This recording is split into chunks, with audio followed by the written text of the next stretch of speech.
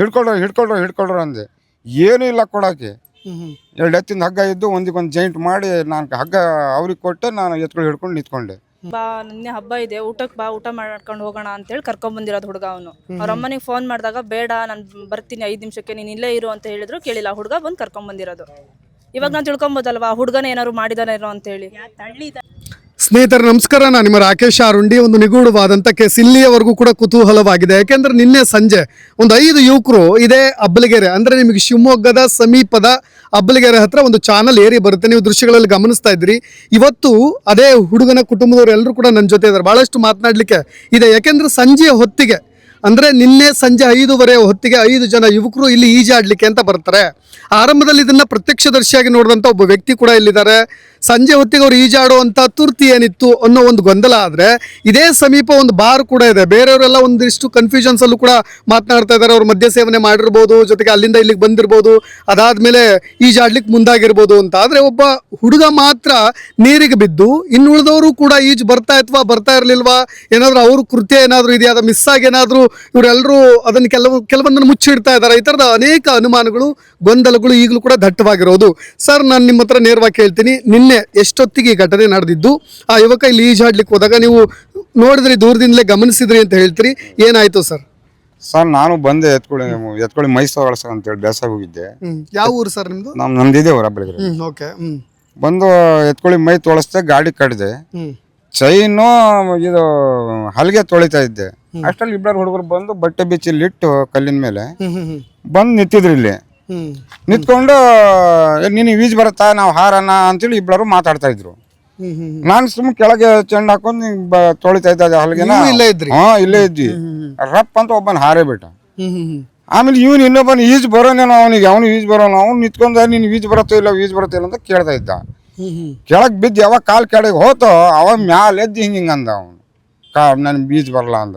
ಹಿಡ್ಕೊಳ್ರು ಅಂದೆ. ಏನೂ ಇಲ್ಲ ಕೊಡೋಕೆ. 2 ಎತ್ತಿಂದ ಹಗ್ಗ ಇದ್ದು ಒಂದಿಗೊಂದು ಜಾಯಿಂಟ್ ಮಾಡಿ ನಾನು ಹಗ್ಗ ಅವ್ರಿಗೆ ಕೊಟ್ಟೆ, ನಾನು ಎತ್ಕೊಂಡು ಹಿಡ್ಕೊಂಡು ನಿಂತ್ಕೊಂಡೆ. ಒಬ್ರಿಗೊಬ್ರು ಹಿಡ್ಕೊಂಡು ಹೋಗ್ತಾನೆ ಇದ್ದಾರೆ. ಒಬ್ರು ಕಾಣಲಿಲ್ಲ, ಹಂಗೆ ಮುಳ್ಕೊಂಡು ಹೋಗೇ ಬಿಟ್ಟ ಅವನು. ನಾನು ಅಷ್ಟಾದ್ರೆ ನನಗೆ ಇಲ್ಲೇ ಮರೆ ಆದ್ವು. ಇವು ಎತ್ಕೊಂಡು ಹಿಡ್ಕೊಂಡು ನಿಂತಿದ್ನ, ನನಗೆ ಮರೆ ಆದು. ಮುಂದೆ ಹೋಗಿದ್ದು ಅಲ್ಲೇ ಹೋಗೇ ಬಿಟ್ಟ ಹುಡುಗ. ಒಬ್ಬನಿಗೆ ಎಳ್ಕೊಬಿಟ್ರು ಅದೇ ಹಗ್ಗದಾಗ. ಓಕೆ, ಇನ್ನೊಬ್ಬನ ಅವ್ನು ಕಾಪಾಡ್ಲಿಕ್ಕೆ ಅಂತ ಹೇಳಿದ, ಕಾಪಾಡ್ಲಿಕ್ಕೆ ಅಂತಾನೆ ಹೋದ ಅವನು. ಇಲ್ಲೇ ಒಂದ್ ಸರ್ತಿ ಹಿಡಿಯಕ್ ಹೋದ, ಕೂದ್ಲು ಹಿಡ್ಕೊಂಡ. ಅವ್ನು ಕೂದ್ಲು ಬಿಡಿಸ್ಕೊಂಡು ಅವ್ರ ಮೇಲೆ ಹಾರ್ದ. ಅವನು ಅಡಿಗೆ ಹೋಗ್ಬಿಟ್ಟ. ಇವನೇ ನನಗೆ ಆದಂತೇಳಿ ಅವನೇನ್ ಮಾಡ್ದ, ಕೈ ಬಿಟ್ಟ, ಮ್ಯಾಲ ಬಂದ. ಮತ್ತೆ ನಿಂಗೆ ಸೈಡಿಗೆ ಹೋದ. ನಾನು ಕೂಗ್ದೆ ಅವನಿಗೆ, ತಮ್ಮ ಸೈಡಿಗೆ ಬಾರೋ, ಹಿಂಗೆ ಸೈಡಿಗೆ ಬಾರೋ ಅಂದ್ರು. ಅವ್ನು ನೀರು ಎಳಿತಾನೆ ಇತ್ತತ್ಲಾಗಿ. ಹಂಗೆ ಹೋಗೇ ಬಿಟ್ಟ ಅವನು. ಹಿಂಗೆ ಅನ್ಕೊಂಡ್ ಹೋಗೇ ಬಿಟ್ಟ. ಅಷ್ಟಲ್ಲಿ ಅಲ್ಲವರೆಗೂ ನೋಡಿದೆ ನಾನು, ಅತ್ಲಾಗ ಕಾಣಲಿಲ್ಲ. ನನ್ನ ಗಾಡಿ ಎತ್ತು ಇಲ್ಲೇ ಇದ್ದ. ನಾನು ಬಿಟ್ಟು ಹೋಗಂಗಿಲ್ಲ, ಎತ್ಕೊಂಡು ಹಿಡ್ಕೊಂಡಿದ್ದೆ. ಹಗ್ಗ ಇದ್ದಿಲ್ಲ. ಆಮೇಲೆ ಅಲ್ಲೊಂದು ಕಥ ಪಿಚ್ಚಿತ್ತು, ಅದನ್ನೇ ತಗೋದು ಕಟ್ ಹಾಕಿ ಮತ್ತೆ ಹೋಗ್ತೀನಿ. ಅಷ್ಟರಲ್ಲಿ ಇಲ್ಲೇ ಇಲ್ಲ, ಹುಡುಗನೇ ಇಲ್ಲ ಅಲ್ಲಿ. ಎಲ್ಲರೂ ಇದ್ರು. ಅಷ್ಟೆಲ್ಲ ಆ ಕಡೆ ಈ ಕಡೆ ಎಲ್ಲ ಜನ ಬಂದು ನಿಂತ್ಕೊಂಡು ನೋಡ್ತಾ ಇದ್ರು. ಇಲ್ಲೇ ಮುಳುಗ್ದ ಅಂದ್ರು. ಕಾಣಲಿಲ್ಲ. ಅಷ್ಟರಲ್ಲಿ ನಾನು ಹಗ್ಗ ಇಸ್ಕೊಂಡು ಮನೆಗೆ ಹೋದೆ, ಎತ್ಕೊಂಡು ಹೊಡ್ಕೊಂಡು ಗಾಡಿ ಹೊಡ್ಕೊಂಡು. ಅಷ್ಟರಲ್ಲಿ ಅಗ್ನಿ ಸಂಬಳಿಸ್ಕೊಂಡು ಬಂದಿದ್ರು. ಸರ್, ನಿರಂತರವಾಗಿ ನಿನ್ನೆಯಿಂದ ಹುಡುಕಾಡ್ತಾ ಇದ್ದಾರೆ. ನಿಮ್ಗೆ ಏನ್ ಅನ್ಸುತ್ತೆ, ಈ ಚಾನಲ್ ಏರಿ ಇಲ್ಲಿ ನಿರಂತರ ಹೋದ್ರೆ ಇದು ಎಲ್ಲಿಗೆ ಹೋಗಿ ಸೇರುತ್ತೆ, ಅಥವಾ ಎಲ್ಲಿ ಸಿಗಾಕೊಂಡಿರ್ಬೋದು, ಆ ಥರದ್ದು ಏನಾದ್ರು ಮೃತದೇಹ ಸಿಗಾಕೊಂಡಿರ್ಬೋದು? ನಾವು ಅಷ್ಟು ಮಾಹಿತಿ ನಮಗೆ ಗೊತ್ತಿಲ್ಲ ಸರ್. ಯಾವಾಗಲೂ ನಾವು ಇಂಥವ್ ನೋಡೂ ಇಲ್ಲ, ನಾವು ಯಾವಾಗಲೂ ಹುಡುಕೂ ಇಲ್ಲ. ನಾವು ಇದೇ ಫಸ್ಟ್ ನಾನು ನೋಡ್ತಾ ಇರೋದು.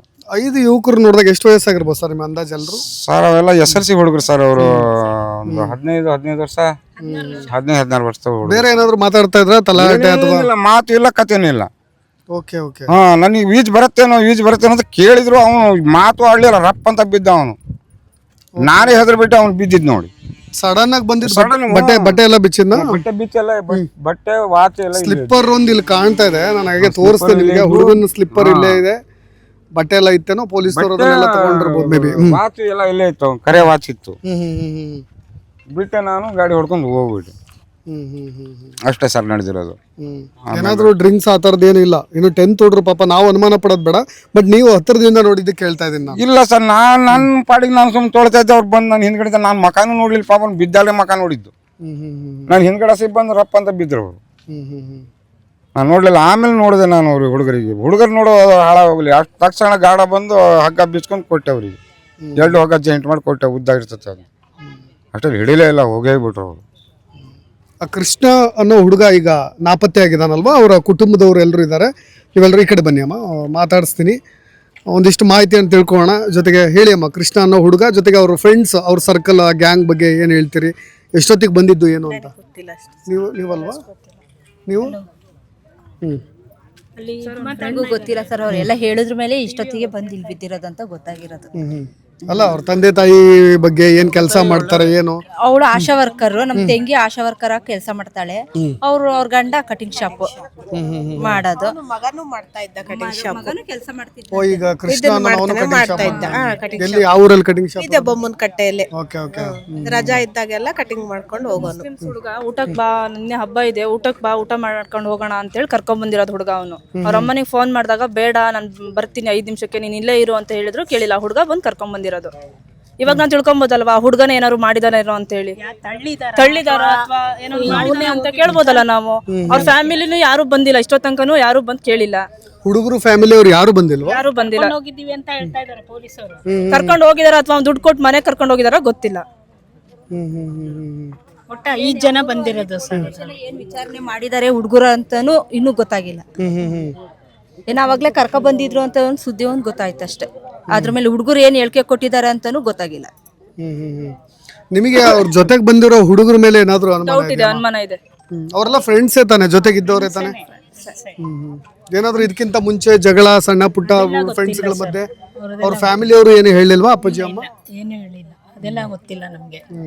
ಫ್ರೆಂಡ್ಸ್ ಎಲ್ಲ ಇದ್ ಮಾಡ್ಕೊಂಡು ಬಂದಿದ್ದಾರೆ ಅಷ್ಟೇನೆ. ಅಲ್ಲಿ ಗೃಹ ಪ್ರವೇಶ ಇದೆ, ಅವ್ರ ಮನೇನೆ ಗೃಹ ಪ್ರವೇಶ ಇದೆ. ಅದೆಲ್ಲ ಚಕ್ಕೆ ಎಲ್ಲ ಹಾಕ್ಬಿಟ್ಟು ನಾನು ಈಗ ಬರ್ತೀನಿ ಅಂತ ಹೇಳಿ ಹೋದವನು ಇಲ್ಲಿ ಬಂದಿದ್ದಾನೆ. ಹೋಮಕ್ಕೆಲ್ಲ ಚಕ್ಕೆ ಬೇಕಲ್ಲ ಸರ್, ತಂದು ಹಾಕ್ತೀನಿ ಅಂತ ಹೇಳಿ ಹೋದವನು ಮತ್ತೆ ಇಲ್ಲಿ ಬಂದು ಇದಾಗಿದ್ದಾನೆ ಅಷ್ಟೇ. ಅವನ ಮನೇಲೆ ಗೃಹ ಪ್ರವೇಶ ಇದೆ ನಾಡಿದ್ದು. ಯಾರ ಮನೇಲಿ? ಕೃಷ್ಣನ ಮನೆ. ಅವ್ರ ಮನೆ ಗ್ರೂಪ್ ಪ್ರವೇಶ. Okay okay. 30-31ನೇ ತಾರೀಕು. Okay okay. ಭಾನುವಾರ ಸೋಮವಾರ ಗೃಹ ಪ್ರವೇಶ ಇದೆ ಸರ್. ಅದು ಹುಡುಗ ಇಲ್ಲ ಈಗ. ತುಂಬಾ ಗೋಳಾಡ್ತಾ ಇದ್ದಾರೆ ನಮ್ಮ ಮನೆಯಲ್ಲಿ. ಒಬ್ಬನೇ ಮಗ, ಒಬ್ಬಳೇ ಮಗಳು, ಒಬ್ಬನೇ ಮಗ ಇವನಂದ್ರೆ. ತುಂಬಾ ಇದರಿಂದ ಹೋಗ್ತಾ ಇರೋದು 10th. ಇವಂದು ಎಜುಕೇಶನ್ 10th ಅಲ್ಲ? 10th ಅನನ್ಯ. ಈಜು ಎಲ್ಲ ಬರ್ತಿತ್ತ ಅಥವಾ ಬರ್ತಿರ್ಲಿಲ್ಲ? ಒಬ್ಬನಿಗೆ ಬರ್ತಾ ಇತ್ತಂತೆ ಸರ್, ಒಬ್ಬನಿಗೆ ಬರ್ತಾ ಇರ್ಲಿಲ್ಲ ಅಂತ. ಈಜ್ ಬಂದವನು ಎದ್ದು ಬಂದಿದ್ದಾನೆ. ಇವನಿಗೆ ಕೃಷ್ಣನ್ ಬರ್ಲಿಲ್ಲ. ಅದೇ ಅದೇ ಗೊತ್ತಾಯ್ತು. ಅವನಿಗೆ ಬಂದಿಲ್ಲ. ಅಲ್ಲ, ಫಸ್ಟ್ ಜಂಪ್ ಮಾಡಿರೋದೇ ಕೃಷ್ಣ ಅಲ್ವಾ? ಫಸ್ಟ್ ಜಂಪ್ ಮಾಡಿರೋದೇ ಕೃಷ್ಣ. ಅದು ಈಜ್ ಬರ್ದೇ ಇದ್ರು ಯಾಕೆ ಹಾರ್ದ ಅಂತ? ಅದೇ ಅವನಿಗೆ ಗೊತ್ತಿಲ್ಲ ಈ ತರ ಆರಾಮಾಗಿ ಬರ್ಬೋದು ಅಂದ್ಕೊಂಡಿದ್ದಾನೆ. ಇಲ್ಲ, ಅವ್ನ ಫ್ರೆಂಡ್ಸಿಗೆ ಗೊತ್ತಿರ್ಬೋದು. ಫ್ರೆಂಡ್ಸಿಗೆ ಒಂಚೂರು ಕೇಳ್ಬೇಕು ಸರ್. ಅವ್ರ ಫ್ಯಾಮಿಲಿ, ತಂದೆ ತಾಯಿ ಅವ್ರನ್ನೆಲ್ಲ ಒಂಚೂರು ವಿಚಾರಿಸಿದ್ರೆ ಇದಾಗತ್ತೆ. ಏನಾದ್ರು ತಮಾಷೆಗೇನೋ ತಳ್ಳಿರ್ಬೋದಾ ಅಥವಾ ಈ ತರದೇನೋ ಸ್ವಲ್ಪ ಅವನೇ ಅನುಮಾನಗಳಿದೆ? ಬಿದ್ದ, ಅವ್ರಂದಾಗೆ ಅವ್ರ ಫ್ಯಾಮಿಲಿ ಅವ್ರನ್ನ ಇದ್ ಮಾಡಿದ್ರೆ ಗೊತ್ತಾಗತ್ತೆ. ಎಲ್ಲ ಮುಸ್ಲಿಮ್ಸ್ ಅಂತ ಹೇಳ್ತಾರೆ. ಇನ್ನು ಉಳಿದೆಲ್ಲ ಫ್ರೆಂಡ್ಸ್ಗಳು ಮುಸ್ಲಿಮ್ಸಾ? ಆ ಮುಸ್ಲಿಮ್ಸ್ ಅಂತಾರೆ, ಗೊತ್ತಿಲ್ಲ ಇನ್ನು ಕರೆಕ್ಟ್ ಆಗಿ ಯಾರು. ಒಬ್ಬ ಹುಡುಗ ಮಾತ್ರ ಮುಸ್ಲಿಮ್ಸ್. ಊಟ ಮಾಡ್ಕೊಂಡು ಹೋಗೋಣ ಬಾ ಅಂತ ಕರ್ಕೊಂಡ್ ಬಂದಿರೋದು ಅಷ್ಟೇ. ಅವನು ಅವ್ರ ಅಮ್ಮನಿಗೆ ಆಂಟಿ ನನ್ ಜವಾಬ್ದಾರಿ, ಏನೇ ಆದ್ರೂ ನಂದೇ ಜವಾಬ್ದಾರಿ ಅಂತ ಕರ್ಕೊಂಡ್ ಬಂದಿದ್ದಾನಂತೆ. Okay okay. ಅಂದ್ರೆ ಅವನು ಓದ್ತಾ ಇರೋದು ಗೋಪಾಳದಲ್ಲಿ ರಾಮಕೃಷ್ಣ ಸ್ಕೂಲ್ ಇದೆಲ್ಲ, ಅನನ್ಯ ಸ್ಕೂಲ್.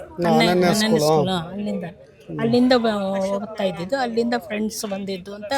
ಅವ್ರ ಅಮ್ಮ ಏನಾರು ಅನುಮಾನದಲ್ಲಿ ಏನಾರು ಹೇಳಿದ್ರ ನಿಮ್ಮ ಹತ್ರ? ಯಾಕೆ ಅಷ್ಟು ಅರ್ಜೆಂಟಾಗಿ ಕರ್ಕೊಂಡು ಹೋದ, ಏನು ಹೇಳಿಲ್ಲ ಆ ಥರದ್ದು? ಅದೇನೆ, ಅವ್ರು ಯಾತಕ್ಕೆ ಕರ್ಕೊಂಡು ಹೋದ್ರು ಏನು ಅಂತ. ಅವ್ನು ಈಗ ಬಂದ್ಬಿಡ್ತೀನಮ್ಮ ಅಂತ ಹೇಳಿ ಹೋಗಿದ್ದು ಅಷ್ಟೇ ಅಂತೆ. ಬಂದ್ಬಿಡ್ತೀನಿ, ಇಲ್ಲ ಕಣೋ ಇರೋ ಅಂತ ಕೇಳಿದ್ರು ಕೇಳಲಿಲ್ಲ.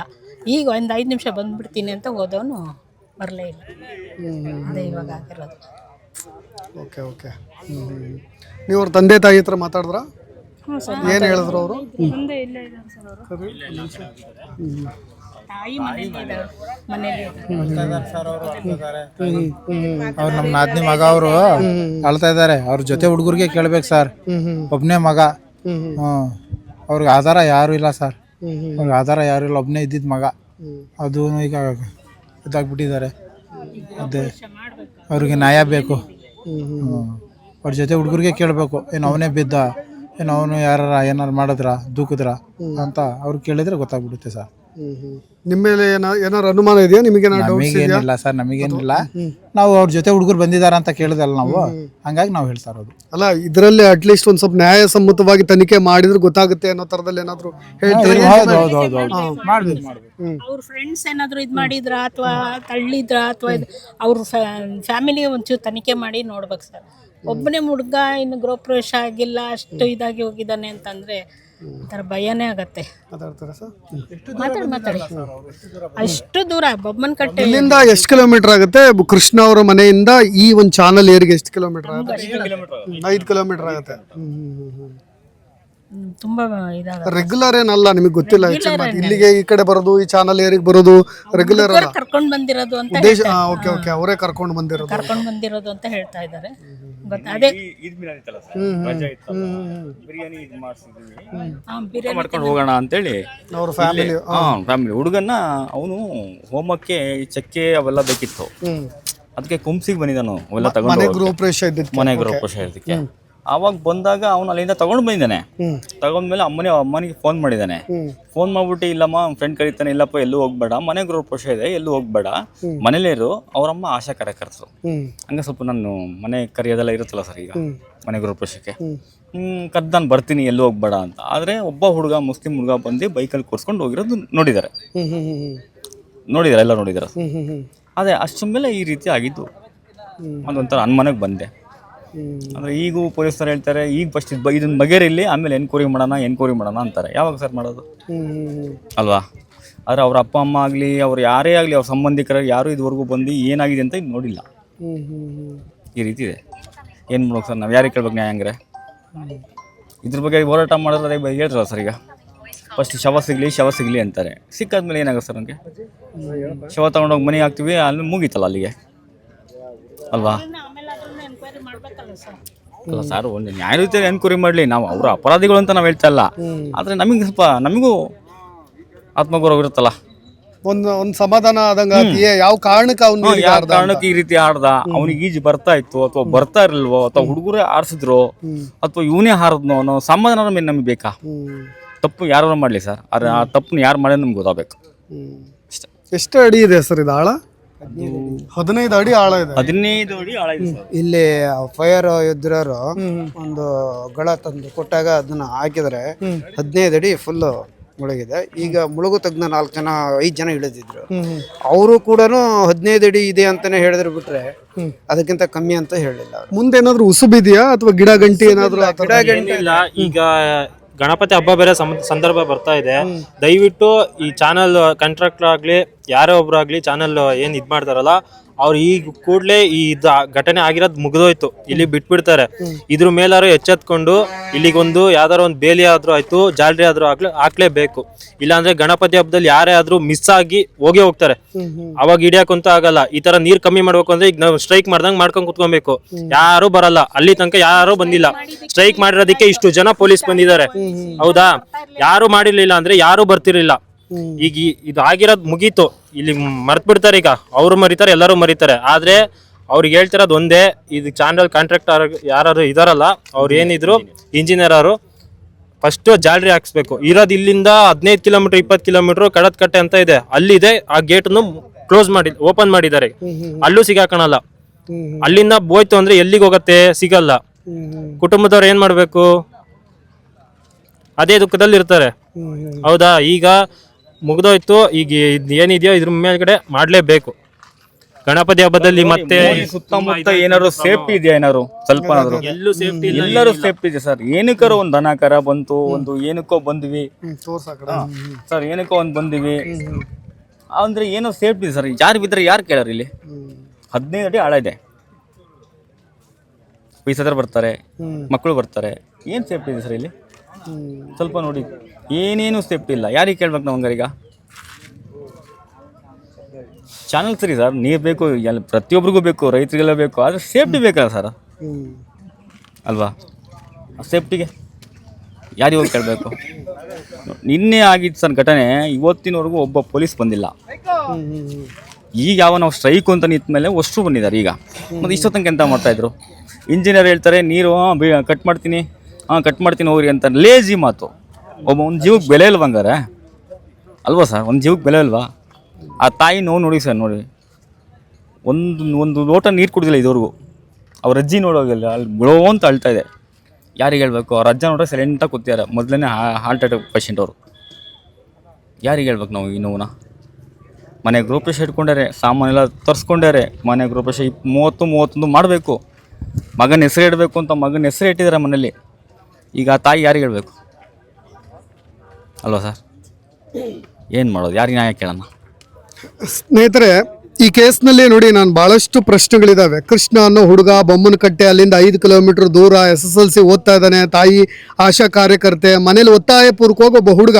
ನಾನು ಇದರಲ್ಲಿ ಕೋಮು ಬಣ್ಣವನ್ನು ಏನು ಬೆಳಿಲಿಕ್ಕೆ ಹೋಗ್ತಾ ಇಲ್ಲ. ನಿಮ್ಗೆಲ್ರಿಗೂ ಕೂಡ ಗೊತ್ತಿದೆ, ನಿನ್ನೆ ಈದ್ ಮಿಲಾದ್ ಹಬ್ಬ ಇದೆ, ಸಂಭ್ರಮದಲ್ಲಿದ್ದಾರೆ. ಮನೇಲೇನೋ ಊಟಕ್ಕೆ ಅಂತ ಹೇಳಿ ತಾಯಿಗೆ ಒತ್ತಾಯ ಮಾಡಿ ಕೃಷ್ಣನ ಕರ್ಕೊಂಡು ಬರ್ತಾನೆ. ಓಕೆ, ಅವನ ಜೊತೆಗಿದ್ದಂಥ ಇನ್ನೂ 4 ಜನ ಹುಡುಗರು, ಒಟ್ಟಾರೆಯಾಗಿ 5 ಜನ ಹುಡುಗರು ಈ ಭಾಗಕ್ಕೆ ಬರ್ತಾರೆ. ನೀವು ಅಲ್ಲಿಂದ ಇಲ್ಲಿಗೆ ಕರ್ಕೊಂಡು ಬಂದಿದ್ದು ಯಾಕೆ ಅನ್ನೋದು ಒಂದು ಗೊಂದಲ. ಜೊತೆಗೆ ಇಲ್ಲಿ ಎತ್ತನ್ನ ಮೈ ತೊಳಿಸ್ತಾ ಇದ್ದಂಥ ವ್ಯಕ್ತಿ ಈಗಾಗಲೇ ನನ್ನ ಸಂದರ್ಶನದಲ್ಲೇ ಒಂದಿಷ್ಟು ಮಾಹಿತಿಗಳನ್ನು ಕೊಟ್ಟಿದ್ದಾರೆ. ಇಲ್ಲೇ ನಾನು ತೊಳಿತಾ ಇದ್ದೆ, ಏಕಾಏಕಿಯಾಗಿ ಹೋಗಿ ಜಂಪ್ ಮಾಡ್ದ ಅಂತ. ಆದರೆ ಜಂಪ್ ಮಾಡೋ ಮುನ್ನ ಆ ವ್ಯಕ್ತಿ ಯಾರು ತಳ್ಳಿದ್ರು ಅಥವಾ ಈತನೇ ಆರಿದ್ನೋ ಅನ್ನೋದನ್ನು ನೋಡಿಲ್ಲ. ಜಂಪ್ ಮಾಡಿದ ಮೇಲೆ ನೋಡಿದ್ದಾನೆ. ಈ ಕುಟುಂಬಸ್ಥರೆಲ್ಲರೂ ಕೂಡ ಈಗ ನಿರಂತರವಾಗಿ ಹೋರಾಟವನ್ನು ಮಾಡ್ತಾ ಇದ್ದಾರೆ, ನಮಗೆ ನ್ಯಾಯ ಕೊಡಿಸಿ ಅಂತ ಕೇಳ್ತಾ ಇದ್ದಾರೆ. ಈ ಜಾಗವನ್ನು ನೋಡಿದ್ರೆ ನಿಮಗೆ ಈ ಬೊಮ್ಮನಕಟ್ಟೆ, ಶಿವಮೊಗ್ಗ, ಅಬ್ಬಲಗೆರೆ ಸಮೀಪ ಬರ್ತಾ ಇರ್ತಕ್ಕಂಥ ಈ ಚಾನಲ್ ಏರಿ ಇದೆಯಲ್ಲ, ಇದಕ್ಕೆ ಯಾವುದು ಕೂಡ ಸೇಫ್ಟಿ ಇಲ್ಲ. ಆ ಕಡೆ ಈ ಕಡೆ ಎರಡೂ ಭಾಗದಲ್ಲೂ ತಡೆಗೋಡೆ ಇಲ್ಲ, ಒಂದು ಬೇಲಿ ಇಲ್ಲ.